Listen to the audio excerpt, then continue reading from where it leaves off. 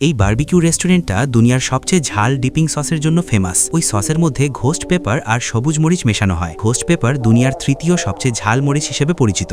Jack তার সহকর্মীদের সঙ্গে বারবিকিউ ডিনারের জন্য জমায়েত হয়। সে সস দিয়ে ঢাকা একটা মাংসের টুকরো তুলে নেয় আর একটা আর তোলে, কিন্তু তার সহকর্মীরা বারবার তাকে দেখছিল। পরের মুহূর্তেই তার মুখে এমন লাগলো যেন আগুন লেগে গেছে। এত ঝাল লাগলো যে তার চোখ থেকে পানি ঝরতে লাগলো। তখন জ্যাক বুঝলো যে এটা রেস্টুরেন্টের সুপার মশলাদার সস ছিল, কিন্তু শিউর জন্য এই ঝালটাও কম ছিল। সে কনসেন্ট্রেটেড ক্যাপসাইসিন বের করে নিজের প্লেটে ঢেলে দিল আর সেটাকে ঘোস্ট পেপারের সাথে মিশিয়ে নিল। তার জন্য এই ঝালটা একদম ঠিকঠাক ছিল। পাশের টেবিলে বসা একটা ছেলে উচ্ছ্বাসে চেঁচিয়ে উঠল।